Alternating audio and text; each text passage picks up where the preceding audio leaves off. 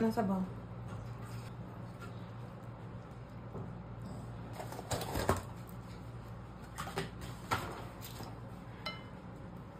Lang talaga ako makakatikim ng udong. Suka para sa ating danggit.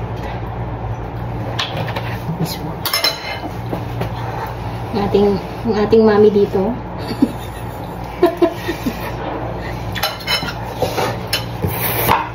Dito kami kumain sa dulo kasi meron kami danggit. Ito, danggit. Ito, hindi ko first time kumain. Second time ko na kumain ng danggit. Nga tayo. Second time pa lang?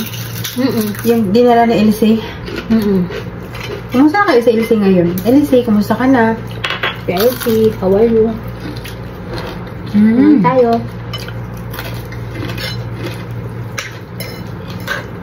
Hindi naman yung Mickey oil.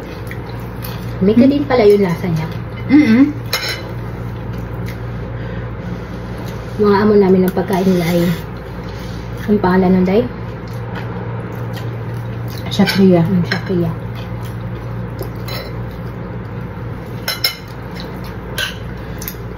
Yung udong dati, medyo malalaki yung ano niya.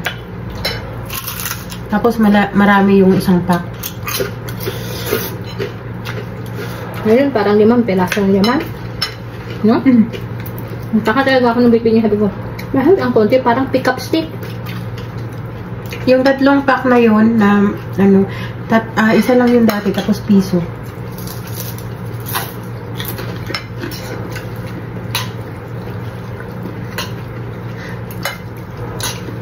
Yung ibang langgit hindi na crispy.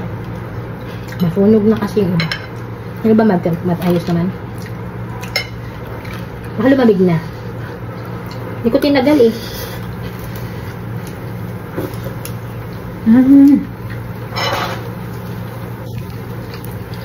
Yummy.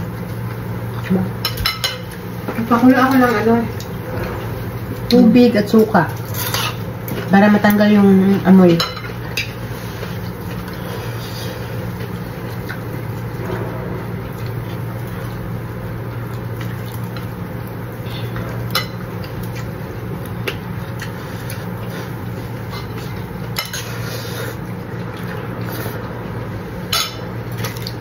Alam yung chichirang Mamma Mia. Ang ganito yun, oh.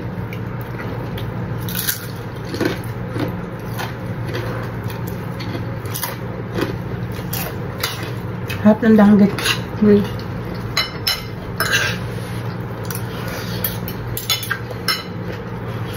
Hindi na ako na bumili ng locos kasi Locos.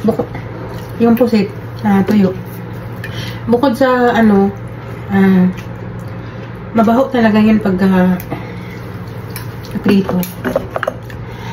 Kailangan yun ano ng pagluluto para mag-crispy siya. Hindi yung tatakbo-takbo tayo. Ito, pwede pa yun.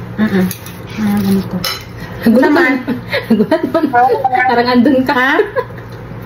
Ngaon may udong na may sardinas na may nag-standing position may dali sa gilid para di makuan.